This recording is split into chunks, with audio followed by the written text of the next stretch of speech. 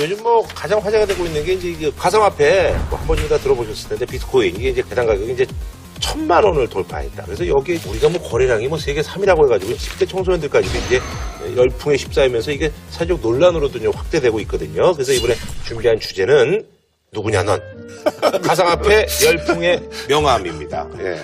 그래서 이게 얼마나 사실은 사람들이 이제 관심을 갖냐 했더니 이 위키리스크의 그 설립자 어산지가 또 돈 버는 재주이 있나 봐요. 여기다 투자를 해가지고 5만%의 수익을 봤다. 이런 소식이 들리니까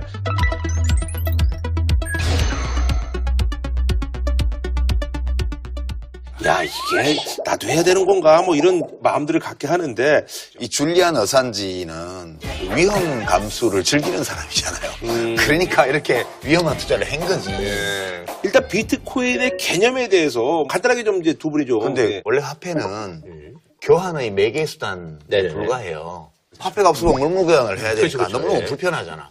그래서 화폐가 생긴 거고. 이게 하다 보니까 이 화폐가 어떤 가치를 저장하는 수단이 되고 이제 원래 그게 화폐의 기능이에요. 네네네. 근데 여전히 이 화폐 발행권을 누가 쥐고 있냐 하면 국가가 쥐고 있는 거예요. 특히 미국은 이 화폐 발행으로 돈을 어마어마하게 벌고 있는 나라고. 해마다, 날마다.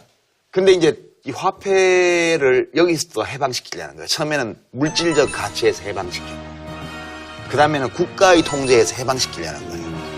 그러니까 국가의 보호, 관리, 감독, 통제, 보증 이 모든 것에서 벗어난 화폐고 생각할 수 있죠. 근데 그거를 전자화폐의 형태로 사토시 나카모토라는 이 닉네임을 쓰는 사람이 게임처럼 만든 거예요. 일본 사람이 아닙니다. 예, 일본 사람이 아닙니다. 닉네임. 하나일지 둘일지도 모른다고 그러더라고요. 예. 그래서 암호 프로그램을 이제 인터넷에 소스를 다 오픈해가지고 누구나 거기 접근해서 그 게임에 들어와서 문제를 풀면 비트코인을 얻는 거예요. 그 문제라는 게 기계적으로 주어지는 암호풀이. 암호풀이에요? 네, 암호풀이에요. 그래서 물량전을 하는 거예요. 그래픽카드가 많을수록 확률상 높아지기 그러니까 때문에. 문제는 그냥 컴퓨터에서 그 어떤 알고리즘이 자동으로, 자동으로 생성이 되는 10분마다 자동 생성되는. 그게 이제 게임과 같은 원리라는 건데 64자리 암호가 있으면 그중에 19자리를 맞추는 거예요. 맞추면 비트코인이 발행이 돼. 근데 그걸 맞추는 과정을 채굴 한다고 하죠. 네네. 채굴 해서 이제 비트코인을 얻는 건데 지금 모든 금융은 정부와 중앙은행이 통제를 하고 있잖아요. 예. 그러니까 중앙정부와 중앙은행의 지배를 받지 않는 시민에 의한 시민을 위한 화폐를 만들자 하는 게 90년대 IT 업계의 좀 진보적인 사람들, 사이버 펑크 운동이라고 했던 사람들이 내걸었던 구호예요.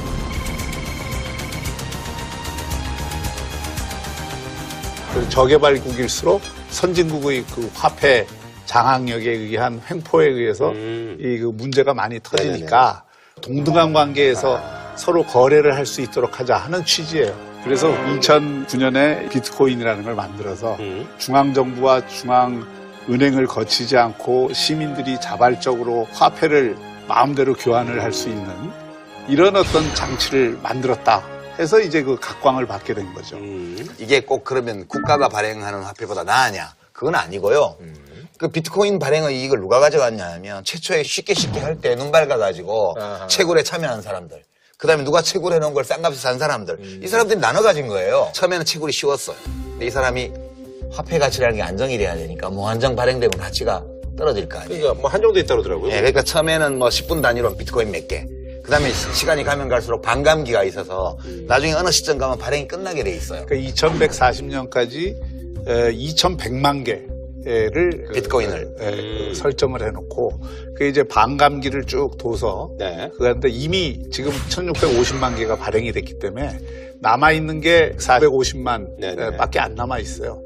그러니까 이게 비트코인 얻는 방법이 채굴해서 얻는 방법이 있고 거래소에서 얻는 방법이 있고 사실 정상적인 교환을 통해서 얻는 방법이 있는데 정상적인 교환을 통해서는 얻지 못하고 그 다음에 채굴은 잘 안 되니까 전부 거래소에만 집중이 되는 거거든요. 그러니까 이게 투기화될 수 있는 조건을 많이 갖고 있죠. 처음에 취지는 가장 무정부주의적이고 가장 자유주의적이고 가장 민주적인 화폐를 기획을 한 건데 실제 지난 7년간 있었던 일은 이게 기존 금융 시스템 안으로 그냥 흡인이 되면서 거래 수단, 결제 수단으로서의 가치는 별로 없고 투기 수단으로. 투기 수단으로서의 가치만 훨씬 강해진 거죠. 예를 들어서 플로리다에서 2010년에 피자 2판하고 그 만 개? 비트코인 10,000개를 바꿨어요. 그게 지금 거래 가격으로 하면 한 300억 원 정도 되는 거예요. 그러니까 이제 거래소 생기고, 그 다음에 채굴 하는 기업 생기고, 채굴 하는데 엄청나게 많은 용량의 데이터를 처리해야 되니까 공장이 있어야 돼요. 막 수만 장의 그래픽 카드를 돌려야 된다고요. 근데 캐기만 하면 돈이 되니까 한 개에 뭐 100만 원 넘어가고 막 그러니까. 그러니까 투자자를 모으는 거야. 야, 우리 이 비트코인 캐는 공장 만들 테니까 투자해. 여기 나중에 코인 캐면 대박 나는 거야. 이래갖고 사람들을 모아서 들고 튄다든가. 거래소에서 사고 팔고 근데 얼마 했는데. 전에 그래서 이제 우리 유명한 가수 박종훈 씨가 뭐 그 이제 채굴도 무슨 뭐 수학적 원리를 해서 하는 게 아니고 프로그램 돌리면 되는 거예요. 우리가 휴대폰 기능 다 모르더라도 휴대폰 쓰잖아요. 네네네. 채굴이 어려워질수록 컴퓨터가 많이 필요하고 하루 종일 돌려야 되니까 이게 시내에서는 못해요. 그러니까 외곽으로 가야 되고 전기값 싼 데를 찾아야 돼요. 그래서 중국에서 이거를 엄청 캔데. 중국이 가져간 거예요. 그래서 지금 중국이 지금은 거의 채굴 과정을 독점하다시피 하고 있어요, 지금. 그래서 중국에도 부정적인 축제를 한 사람들이 많을 거 아니에요. 그 돈을 또 빼돌리는 수단으로 이걸 활용을 하기도 하고 좋지 않은 효과들이 너무 많이 지금 나타난 거죠. 처음에는 중앙정부나 이 은행에 처음에는 좀 이상적인 그런 거는 이제 출발했다가 없다 보니까 이게 오히려 비정상적으로 실크로드 같은 데에서는 마약 거래나 이런 데 그렇죠. 음성적인 거래의 수단으로 이게 이용이 돼서 FBI에 또 이렇게 잡혀 들어가고 이런 문제들도 생겼고 비트코인이 근데 채굴이 끝나잖아요. 그럼 또 다른 이름을 가진 비트코인과 똑같은 걸 또 누가 만들 거예요. 그러니까 이건 놀이인데 기본적으로 사람들이 돈독이 오른 사람들이 빠져드는 바다 이야기 같은 거예요, 이게. 아니, 근데 이제 고래 다니고 상어 다니고 잭팟 터지면 돈 쏟아지고 이런 거하고 비슷해요. 그 옛날에 유럽에 17세기에 튤립 투기라고 튤립, 예. 유명한 사건이 있어요. 어떤 이유 때문에 네덜란드에서 예, 튤립 값이 오르기 시작하니까 사람들이 튤립을 샀다가 팔면 돈을 버는 거야. 그러니까 너도 나도 미친 듯이 튤립 사는데 밀려들어서 튤립 한 송이 가격이 뭐 지금 우리 돈으로 치면 몇백만 원씩 올라간 거예요. 그러다가 어느 날 이게 영원히 지속될 수는 없어라고 모든 사람들이 느끼는 순간 튤립 값이 폭락한 거죠. 그러면서 누군가는 왕창 벌었고 많은 사람들이 알거지가 됐어요. 이것도 똑같은 거라고 저는 봐요. 그 다음에 이게 그 2000년 전에서 닷컴 거품이 있잖아요. 그것도 주식에 상장을 해갖고 실체 가치하고는 관계없이 주식으로 끌어올려갖고 결국은 거품을 만들어냈고 그러니까 그런 어떤 지금은 투기 열풍에 이 비트코인이 얹혀진 거기 때문에 그래서 이제 조심을 해야 된다는 것이고 또 하나는 한국의 이 로또 기대 문화가 있어요. 그러니까 이게 딱 보면은 지금 거래소에서 일본이 60%고 미국이 한 21%고 한국이 10%거든요. 이 세 나라가 거의 다예요. 90%가 넘어. 왜 그러나를 보면 일본이 의외로 그게 있잖아요.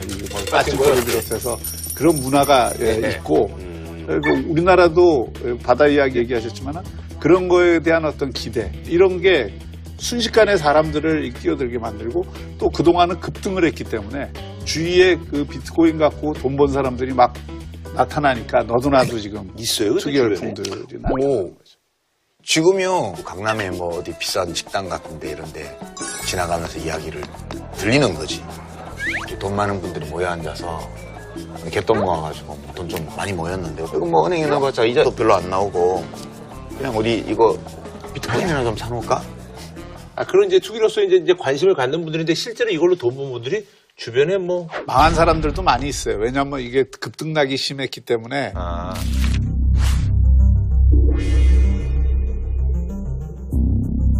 거래액이 장난이 아닌 게 빗썸이라고 제일 큰 거래소가 있는데 거기서 하루 거래액이 코스닥을 상회하는 그 거래액 수가 그만큼 많은 사람들이 참여하고 있다는 거고 뭐 이거는 신분을 안 물으니까 심지어 대학생, 뭐 청소년 그리고 주부 생각보다 광범위하게 퍼져 있다고 봐야죠. 그러니까 이제 저는 경제학 공부한 사람으로서 이거는 진짜 손대지 말라고 말하고 싶어요. 왜냐하면 우리가 국가가 열어놓은 합법적 투기장 노름판이 있어요. 코스닥 노름판이에요. 다 주식 사서 그날 시세 오르면 막 좋아서 저녁에 술 먹고 그 다음날 빠지면 또 막 기분 나빠서 굴거리고 맨날 하루에 몇 번씩 주식 시세표 들여다보고 그런 시세표의 노예가 돼 있는 사람 많아요. 그래도 코스닥 시장은 거기 들어온 자본의 적어도 일부라도 산업 생산으로 간다는 점에서 사회적 순기능이 있어요. 근데 이 비트코인은요, 아무런 사회적 기능이 없어요. 생산적인 기능이. 오로지 투기적 기능, 그다음에 범죄에 이용될 수 있다는. 그거 외에는 긍정적인 사회적 기능이 한 개도 없는 화폐예요. 그 부산물로 이거 하는 과정에서 그 웹기술이 좀 발전하는 거? 처음에 이 초기 개발자들은 이상은 높았던 것 같아요. 근데 현실은 완전히 다르게 움직이고 있고, 마이크 헌이라고 초기 개발자가 있어요. 이 사람이 최근에 비트코인을 실패했다, 이걸 발표를 한 게 있어요. 거기 보면 뭐라고 썼느냐면,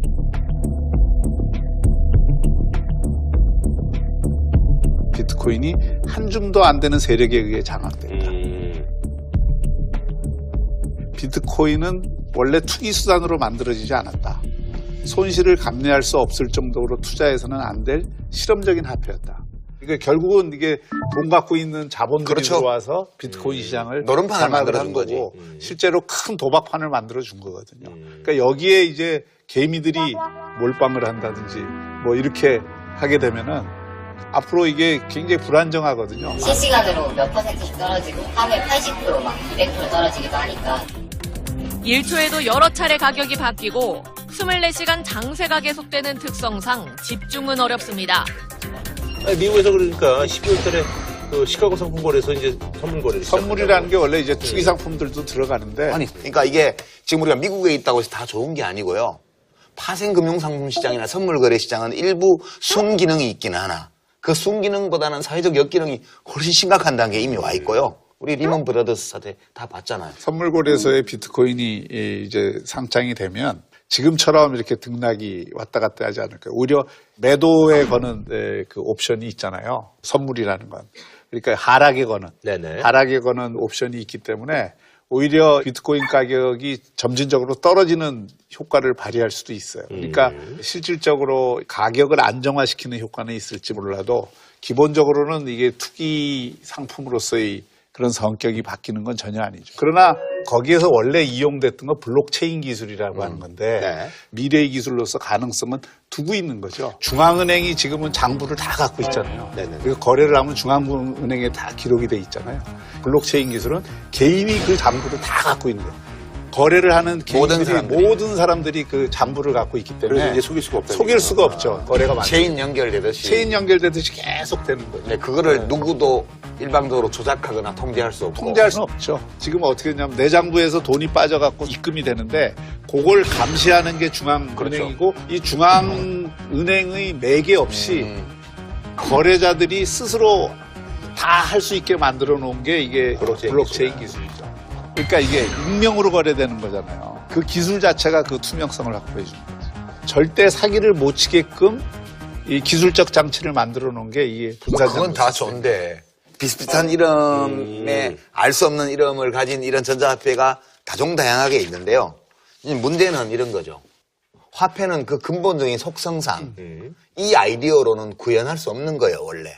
왜 그러냐 하면 화폐라는 것의 기본적인 조건이 가치의 안정성이에요. 화폐 가치가 요동치면 화폐로서의 기능을 잃게 돼요. 그래서 달러가 어떻게 보면 제일 이제 매력적인 그렇죠. 화폐인 거잖아요. 그러니까 이제 키 커런시라고 그래서 이제 기축 통화라고 우리가 말하는 세계 무대에서 사용되는 주요 화폐들은 화폐 가치가 안정되도록 하기 위해서 모든 정부들이 노력하고 있어요. 그 결과 화폐의 가치가 안정되는 거거든. 물론 다른 화폐들도 다 투기의 대상이 돼요. 그렇지만 그 투기 때문에 급등락이 잘 일어나지는 않는데, 근데 이 비트코인은 일상적으로 1시간 안에 천국과 지옥을 왔다 갔다 하는 정도의 가격 변동이 일어나는 투기 대상이기 때문에 화폐 기능을 하는 게 불가능해요. 그 다음에 제가 하나 더 이 비트코인에 대해서 얘기하고 싶은 거는 이걸 개발한 사람들은 엔지니어들이에요. 이 엔지니어들은 화폐라는 것이 뭔지를 몰랐어요. 화폐라는 거는 기본적으로 그냥 거래 수단이 아니고 지금은 우리가 국민국가 단위로 살고 있잖아요, 지금. 정부들은 이 화폐를 관리함으로써 가치의 안정성도 보증하고 국내 경기 변동도 조절하고 우리의 국민 경제를 안정되고 순조롭게 운영해 나가기 위한 수단으로 이 화폐를 사용하고 있어요. 근데 만약 이런 비트코인 같은 이런 화폐가 전 세계를 점령해갖고 각국 정부의 통화 조절 기능이 사라진다고 생각해봐요. 누구한테 좋은 거예요? 그냥 투기꾼한테만 좋죠. 그래서 저는 언젠가는 이 비트코인에 대해서 또는 이와 유사한 전자화폐에 대해서 각국 정부와 주권 국가들이 불법화 조치를 할 수밖에 없는 때가 올 것이다. 그래서 정부는 이제 가상화폐는 화폐가 아니다라면서 네. 이제 가상통화 이제 대체 태스크포스를 발족을 했는데 뭐 그런 문제들이 이제 슬슬 이제 오류가 되니까. 이게 두 가지 입장이 있어요. 하나는 파티는 끝났다. 그대로 멈춰라. 이런 입장이 있고 유 작가님처럼 또 다른 한편에서는 돈잔치는 계속된다. 막차례도 올라타라. 이런 분위기들이 있거든요. 그러니까 이거에 대해서 사실은 책임은 개인이 질 수밖에 없지만 그렇죠. 이거는 국가에 대해서 뭣도 요구할 수 그러나 없어요. 국가가 관리는 해야 돼요. 빨리 금지시켜야 돼요. 그렇지. 그러니까 적정한 규제를 둬야 되는데 비트코인에 거래하는 업체들이 전부 뭘로 되냐면 인터넷 통신사업자로 돼 있어요 지금. 그러니까 이게 금융거래를 하는데도 불구하고 금융거래 규제를 전혀 안 받아요. 그래서 이거는 국가적으로 규제 바깥에 내버려둘 상황이 아니다. 이렇게 봅니다. 이거 뭐 불법 상속 수단으로서도 되게 좋을 수 있죠. 그러나 그럼에도 불구하고 많은 사람들이 주목하는 거는 이 블록체인 기술에 의해서 이루어질 수 있는 새로운 화폐 이런 것의 가능성은 두고 있는 거죠. 근데 그런 기술이 나중에 어디 쓰일까요? 예를 들어서 덴마크 같은 경우에도 지금 화폐 발행을 금년부터 안 하거든요. 모든 거를 전자거래로 하게 돼 있어요. 아, 지폐 같은 걸 새로 안 만든다고? 그렇지. 지폐를 새로 안 만들죠. 가상화폐들을 중앙은행도 얼마든지 활용할 가능성이 있어요. 블록체인 기술로.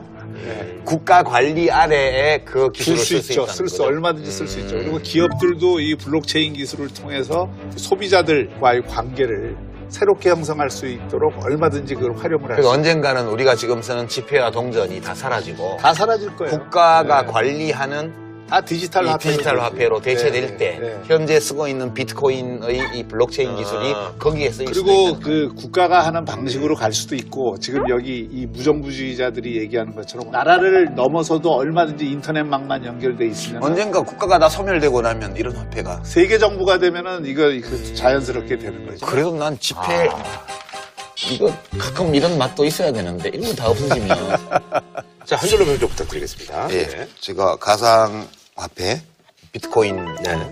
바다 이야기다. 그런 걸 하지 말고 의미 있고 즐거운 일을 하면서 합시다. 네. 이것도 원래 취지하고 결과가 달라진 거거든요. 그래서 귤이 탱자가 되다.